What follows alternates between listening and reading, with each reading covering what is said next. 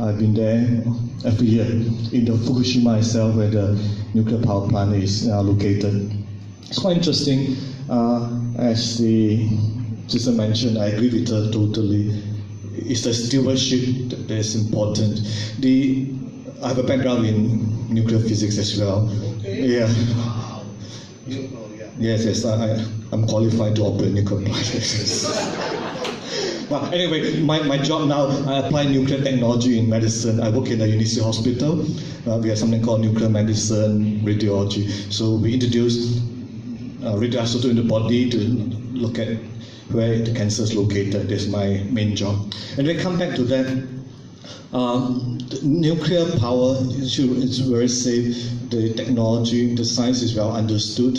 Unfortunately, it's the management. Now, what happened to both the Chernobyl? Chernobyl was, well, the Russian technology has some intrinsic failure, and also with the bureaucracy there, and this really a real disaster. But for Fukushima, the technology was good, efficient. Unfortunately, some human errors that the bureaucracy, and also we didn't expect these triple disasters happening at the same time. Now, what happened? And then I work on risk communication. I do a lot in that. Fukushima, people's perception has what they call, it was accelerated, amplified. It's called risk amplification. So people all over the world were scared about nuclear power, including Malaysia. We had planned and we scrapped it. Malaysia will resurrect that in 2035 when we just put on cold storage for the nuclear power plant. So same with Vietnam also, they just built and pause. If we continue to use the fossil plants, the fossil fuel will be exhausted pretty soon. And others like wind and others that's not that efficient yet. So and many countries they still need this a lot of power. Like in China, India, they're hungry for power. So nuclear so far have been proven to be the most efficient and also very green. And as the Father mentioned, the disposal, the proper way. But a lot why things not happening is go back to human greed and all the big business. So a lot of waste, like in desert, you can bury the waste, but somehow many people don't understand. They thought they might pollute the surrounding, and they go against that, they protest. And a lot of various obstacles to the successful implementation of the clean nuclear energy. So this is some of background for you. Anyway, they mentioned earlier, Father, there are 17 points. The very first is end poverty. Number 2 is stop hunger. And then 3, clean water, and so on. Out of the 17, there's some on education, some on equality, justice. About 14 or so are really what is same as our church teaching on social justice, social teaching of the church, and Laudato. It's wonderful. I wonder whether the UN people, they have really studied or copied Holy Fathers. It's wonderful. But the problem is they don't know how to do it. I think well, that's what I've been doing with Fukushima, working with them, bringing in this, quite subtly about social justice, how we can do, like end poverty. Beside all the NGO giving money, but it doesn't work. Our poverty level is going up.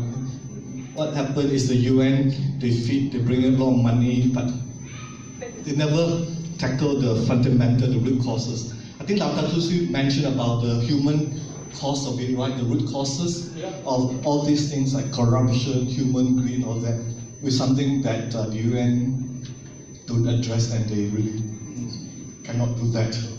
It's come from the top of the line, no? There's a top man in the United Nations, and it's beautiful. Today he is present here. I thank him. Yeah, no?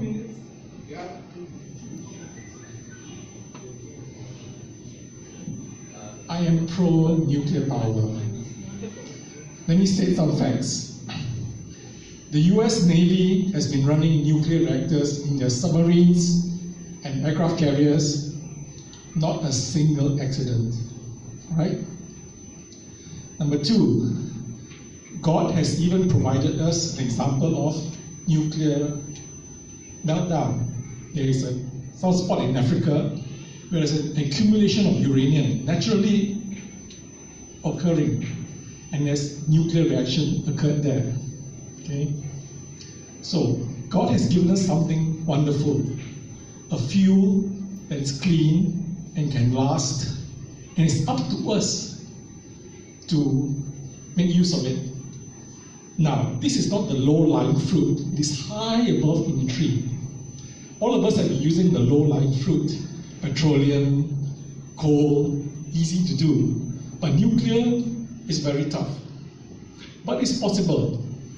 Now, there's a new generation of nuclear scientists who are proposing the fourth generation nuclear reactors.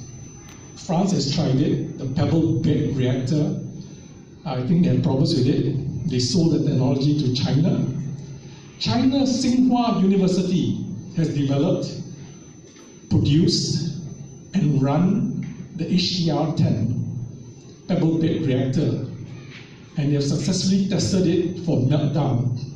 They turned off all the coolant, all the electricity, it never melted down. So it's safe. And there are other nuclear reactors, new designs. The US hasn't built one yet. It's called the S-Star. It's completely sealed, 150 tons. You transport it anywhere.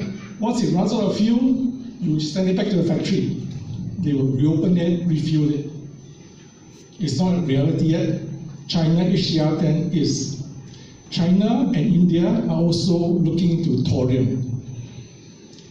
It's less radioactive than uranium, and they can burn up most of that fuel. And there are breeder reactor designs that can actually destroy nuclear waste that is present now. It is up to the nuclear reactions.